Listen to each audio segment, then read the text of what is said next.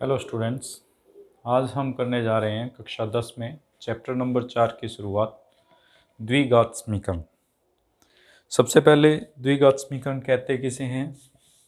Chapter 2 में हमने बहुपद के बारे में बात की थी और जिस बहुपद में घात के आधार पर हमने बहुपद को परिभाषित किया था, जिसमें रैखिक बहुपद जिसकी घात 1 हो, द्विघात बहुपद जिसमें चर राशि की अधिकतम घात 2 हो, द्विघात बहुपद कहलाता है।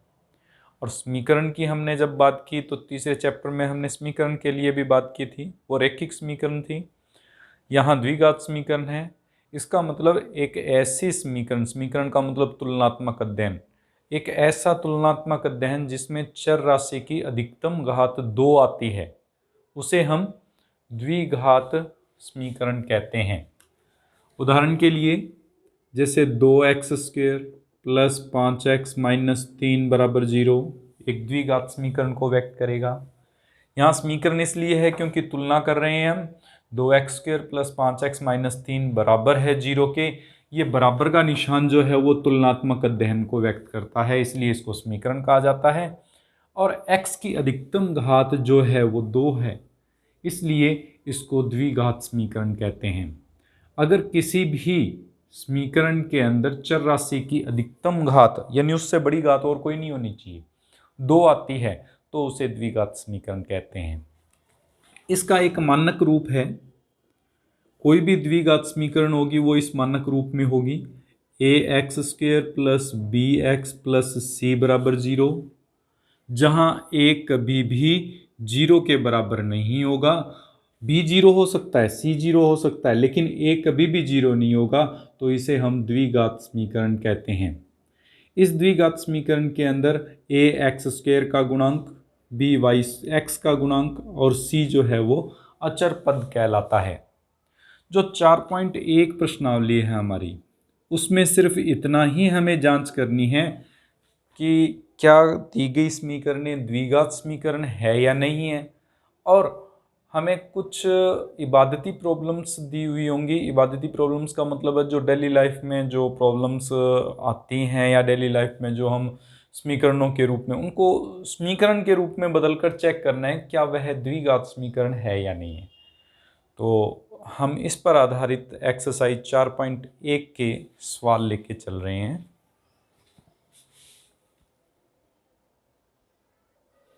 पहले 2 भाग हमें इस प्रकार से दिए हुए हैं। हमें जांच करनी है कि निम्न द्विघात समीकरण है या नहीं है। द्विघात समीकरण की जांच करने के लिए हम क्या करेंगे, इसमें पहला पार्ट सॉल्व करते हैं।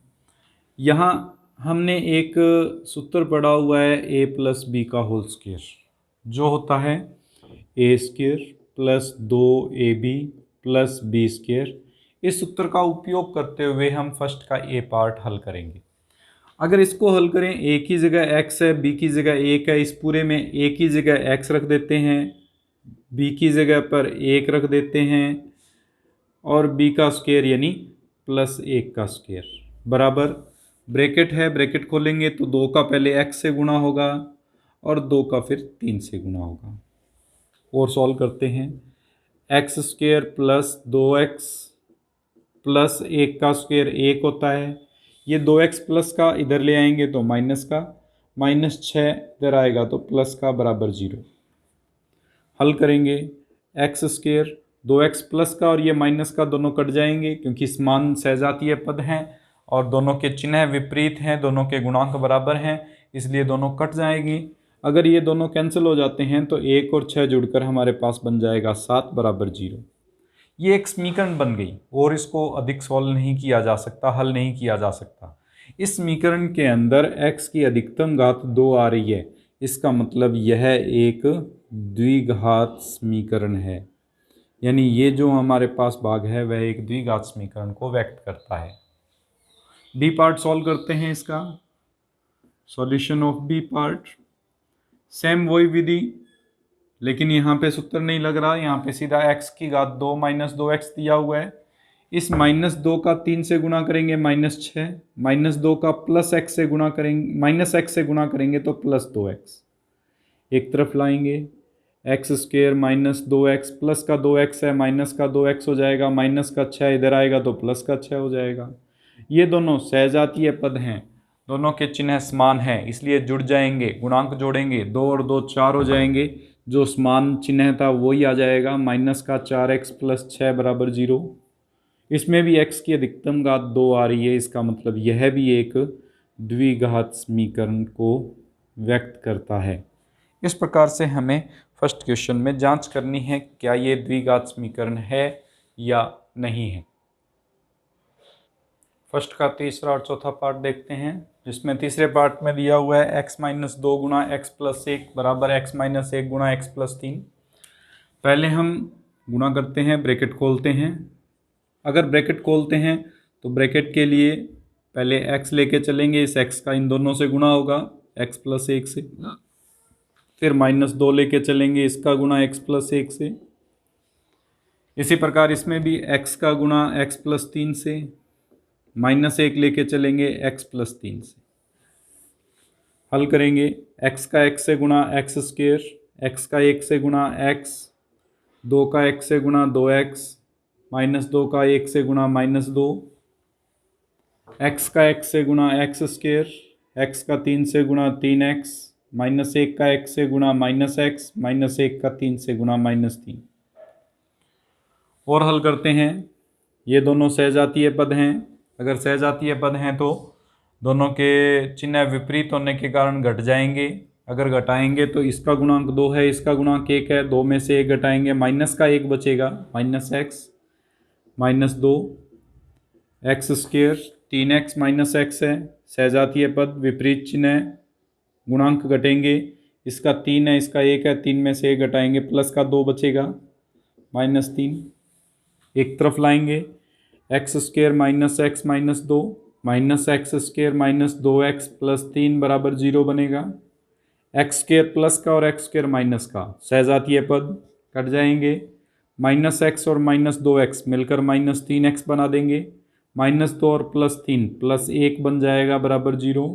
इसमें x की अधिकतम घात 1 आ रही है, 2 नहीं है। अगर x की अधिकतम घात 1 आ रही है तो इसका मतलब यह एक द्विघात समीकरण नहीं है, यह एक रैखिक समीकरण है, क्योंकि x की अधिकतम घात 1 आ रही है। कुछ इसी प्रकार से डी पार्ट आप खुद सॉल्व करके देखेंगे, वही गुणा करते हुए हमें व्यक्त करना है, एक तरफ लेके आना है। अगर x की अधिकतम घात 2 आ जाती है तो वह द्विघात समीकरण है, अगर x की अधिकतम घात 2 नहीं आती है तो वह एक द्विघात समीकरण नहीं है। तो वो आप खुद जांच करके देखेंगे। इसमें ई पार्ट भी कुछ उसी प्रकार का है जैसा अभी अभी हमने सवाल हल किया था सी और डी, उसको भी आप खुद ट्राई करके देखेंगे। मैं इसका एफ पार्ट जो है वो करवा रहा हूँ। एफ पार्ट के अंदर RHS भाग में x माइनस 2 दिया हुआ है, तो इस RHS में x माइनस 2 के होल स्क्वायर को हम हल करेंगे a minus B whole square के सूत्र से, जो है a square minus 2ab plus B square. अगर हम इसमें तुलना करें तो x की जगह a की जगह x आ गया और b की जगह 2 आया हुआ है, तो जहाँ जहाँ a है उसकी जगह x और जहाँ जहाँ b है उसकी जगह 2 रख देते हैं। ये समीकरण कुछ इस रूप में बदल जाएगी, x square plus 3x plus 1 बराबर एक्स स्क्वेयर माइनस 2 गुणा x गुणा 2 प्लस 2 का स्क्वेयर। हल करो, x square plus 3x plus 1 बराबर एक्स स्क्वेयर माइनस 2 गुणा 2 4x प्लस 2 का स्क्वेयर 4। एक तरफ लेके आएंगे, एक तरफ लेके आएंगे तो x square plus 3x plus 1 minus x square plus 4x minus 4 बराबर 0। ये दोनों सहजातीय पद हैं क्योंकि x की स्क्वेयर हैं, दोनों के विपरीत चिन्ह हैं, दोनों के गुणांक बराबर हैं, इसलिए ये दोनों कट जाएंगे। 3x और 4x जुड़कर 7x बन जाएगा, 1 और 4 घटाएंगे तो माइनस का 3 बन जाएगा बराबर 0, जो कि द्विघात समीकरण नहीं है क्योंकि x की अधिकतम घात 1 आती है। इस प्रकार से हम इसमें f पार्ट को सॉल्व करेंगे। g और h पार्ट करते हैं। इस g के अंदर हमारे पास दिया हुआ है a प्लस बी की होल क्यूब के रूप में x प्लस 2 की होल क्यूब है, तो सबसे पहले उसका सूत्र लिख लेते हैं। a plus b whole cube का सूत्र था a cube plus 3a² plus 3ab² plus b cube. ये 9th क्लास में आपने फार्मूले आइडेंटिटीज़ पढ़ी हुई हैं, उन्हीं को हम उपयोग में ले रहे हैं इन सवालों को हल करने में। तो सबसे पहले ए की जगह तो x आया हुआ है और b की जगह 2 आया हुआ है। हम a की जगह x और b की जगह 2 रखेंगे। x की क्यूब प्लस 3 गुणा x का स्क्वायर गुणा 2 प्लस 3 गुणा x गुणा 2 का स्क्वायर प्लस 2 की क्यूब बराबर इस 2x का x स्क्वायर से गुणा करेंगे 2x क्यूब, 2x का माइनस x से 2x। सॉल्व करते हैं। x की घात 3 को 2 से गुणा करेंगे 6x², 2 का स्क्वायर 4 होता है, 4 को 3 से गुणा करेंगे 12x, 2 की क्यूब करेंगे 8। ये प्लस का 2x क्यूब इधर लेके आएंगे माइनस का, ये माइनस का तो ये प्लस के 2x में बदल जाएगा बराबर 0। सॉल्व करते हैं। ये दोनों सहजातीय पद हैं। अगर सहजातीय पद हैं, दोनों विपरीत चिन्ह के हैं इसलिए घट जाएंगे। गुणांकों को घटाएंगे, यहाँ गुणांक 1 है, यहाँ गुणांक 2 है, घटाएंगे तो माइनस का x³ बचेगा प्लस 6x²। ये दोनों सहजातीय पद हैं। 12x और 2x जुड़ जाएंगे क्योंकि दोनों समान चिन्ह के हैं, 14x बन जाएंगे प्लस 8 बराबर 0। इसमें देखें तो x की अधिकतम घात 3 आ रही है, इसका मतलब त्रिघातीय समीकरण है, ये द्विघातीय समीकरण नहीं है। तो यहाँ पे हमें सिर्फ ये जांच करनी थी ये समीकरण द्विघात है या नहीं है, तो हम लिखेंगे कि यह द्विघात समीकरण नहीं है। कुछ इसी प्रकार से h पार्ट करना है। इसमें ये जो भाग दिया हुआ है वो a माइनस बी की होल क्यूब बनती है। a माइनस बी की क्यूब का सूत्र था a की घात 3 minus 3a² plus 3ab² minus b की घात 3। अगर इस सूत्र का उपयोग करते हैं तो समीकरण कुछ इस रूप में बदल जाएगी, -4x² माइनस x प्लस 1 बराबर x की घात 3 माइनस 3 गुणा x का स्क्वायर गुणा 2 प्लस 3 गुणा x गुणा 2 का स्क्वायर माइनस 2 की घात 3। सॉल्व करते हैं। x की घात 3 minus 4x² minus x plus 1 बराबर x की घात 3 minus 6x² plus 12x minus 8। एक तरफ लेके आते हैं सभी मानों को। x की घात 3 minus 4x² minus x plus 1 minus x की घात 3 plus 6x² minus 12x plus 8 बराबर 0। x की घात 3 और x की घात 3 सहजातीय पद हैं, एक प्लस में एक माइनस में घटेगा, गुणांक बराबर हैं इसलिए कट जाएगा। माइनस का 4x² और प्लस का 6x² सहजातीय पद हैं, गुणांक घटाए जाएंगे क्योंकि एक प्लस में और एक माइनस में है, तो 6 में से 4 घटाएंगे तो 2x² बचेगा। Minus x minus 12x minus के 13x, क्योंकि सहजातीय पद हैं, दोनों के चिन्ह समान हैं इसलिए जुड़ जाएंगे। 1 और 8 जोड़ेंगे प्लस का 9 बराबर 0। इसमें x की अधिकतम घात 2 आ रही है इसलिए यह एक द्विघात समीकरण है। तो यह हमारे पास जांच करनी थी क्या द्विघात समीकरण है या नहीं है।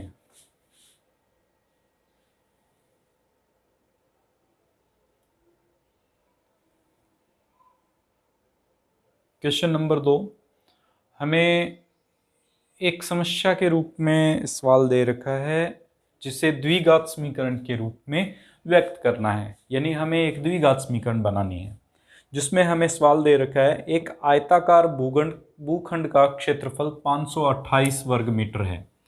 तो सबसे पहले हमें एक आयताकार भूखंड का क्षेत्रफल दे रखा है। आयताकार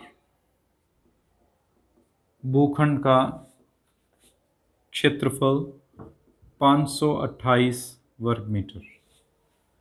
क्षेत्र की लंबाई चौड़ाई के 2 गुने से, यानी चौड़ाई का 2 से गुना करना है, एक अधिक है यानी उससे भी एक ज्यादा है। तो माना भूखंड की चौड़ाई, हम भूखंड की चौड़ाई मान के चलेंगे x मीटर। तो भूखंड की लंबाई प्रश्नानुसार ये हो जाएगी 2x दुगने से 1 अधिक 2x प्लस 1, आयत का क्षेत्रफल लंबाई गुणा चौड़ाई, आयत का क्षेत्रफल आयताकार भूखंड का क्षेत्रफल 528 दिया हुआ है, लंबाई हमने निकाली है 2x प्लस 1 और चौड़ाई जो है वो x है। 528 बराबर पहले x का 2x से गुणा 2x स्क्वेयर, x का 1 से गुणा x, 528 प्लस का उधर जाएगा माइनस का, प्लस x माइनस 528 बराबर 0। एक द्विघात समीकरण जो दिए गए सवाल के लिए हमारे पास हल ज्ञात करने के लिए एक समीकरण को व्यक्त करता है। इन द्विघात समीकरणों के हल अगली वाली एक्सरसाइज में हम करेंगे। इसमें 3 विधियां करेंगे हम, पूर्ण वर्ग विधि और एक हमारे पास मध्य गुणनखंड विधि होगी, एक पूर्ण वर्ग विधि होगी और एक श्रीधराचार्य सूत्र होगा। लेकिन 4.1 में सिर्फ हमें इन आयताकार यानी जो द्विघात समीकरण है वो सिर्फ बनानी सीखनी है, क्या ये द्विघात समीकरण है या नहीं है, एक तो वो जांच करनी है, और दूसरी अगर द्विघात समीकरण अगर कोई भी हमें समस्या दे दी जाए तो उसको किस प्रकार से द्विघात में बदली जा सकती है उसके बारे में हम कर रहे हैं। दूसरे पार्ट में दिया है 2 क्रमागत धनात्मक पूर्णांकों का गुणनफल 306 है। हमें पूर्णांकों को ज्ञात करना है। क्रमागत का मतलब होता है लगातार, जैसे 2 और 3 हो गए, 5 7 हो गए, 13 14 हो गए, 20 21 हो गए। इस प्रकार से 2 लगातार हमारे पास पूर्णांक दिए हुए हैं जिनका गुणनफल गुणा करने पर 306 आता है। हमें इसकी द्विघात समीकरण बनानी है। तो माना पूर्णांक 1x लेके चलेंगे तो अगला जो मान आएगा वो x प्लस 1 होगा, क्योंकि उससे 1 अधिक होगा, क्रमागत होगा। प्रश्नानुसार इन दोनों का गुणनफल x और x प्लस 1 का गुणनफल 306 दिया हुआ है। x का x से गुणा x स्क्वेयर, x का 1 से गुणा x, ये 306 प्लस का माइनस का हो जाएगा बराबर 0, जो कि एक द्विघात समीकरण है। अगर इस समस्या को हल करना होगा तो इस द्विघात समीकरण को हल करके x का मान ज्ञात कर सकते हैं। वो x का मान वापस रखेंगे तो x प्लस 1 से दूसरा पूर्णांक भी ज्ञात हो सकता है।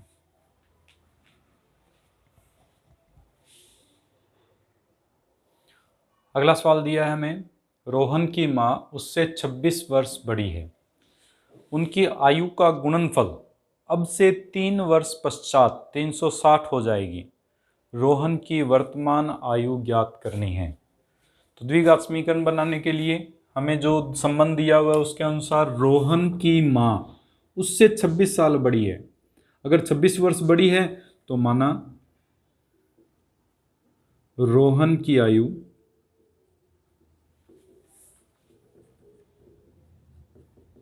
x वर्ष। अगर रोहन की आयु x वर्ष मान के चलते हैं तो रोहन की माँ की आयु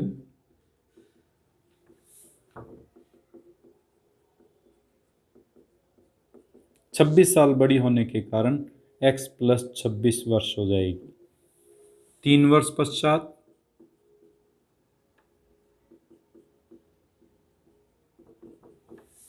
रोहन की आयु x प्लस 3 और रोहन की माँ की आयु x प्लस 26 प्लस 3 और जुड़ जाएगा उसमें, यानी x प्लस 29 हो जाएगा। प्रश्नानुसार 3 वर्ष पश्चात इनकी आयु का गुणनफल, यानी x प्लस 3 और x प्लस 29 का गुणनफल बराबर दिया हुआ है हमें 360 की। हल करना है, द्विघात समीकरण बनानी है। पहले x लेके चलेंगे, x प्लस 29 से गुणा होगा, फिर 3 लेके चलेंगे, x प्लस 29 से गुणा होगा बराबर 360। x का x से गुणा x स्क्वेयर 29x 3x 87, ये 360 माइनस का हो जाएगा बराबर 0। इसको हल करेंगे तो एक्स स्क्वेयर प्लस 29x में 3x जोड़ेंगे, 29 और 3 32x प्लस 87 में से 360 घटा देंगे, माइनस का आएगा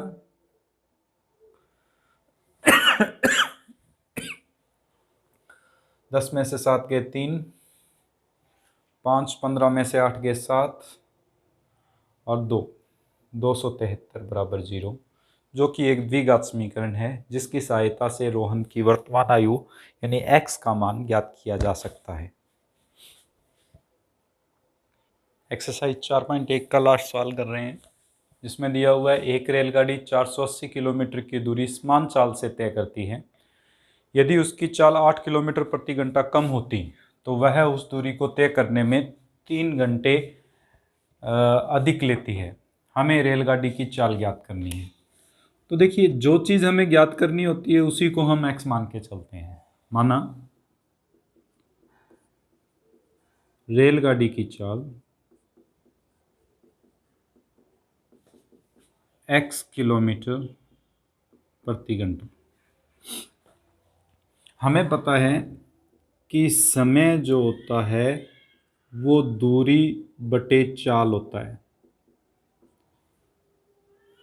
तो समान चाल में समय दूरी है 480 किलोमीटर, चाल है x।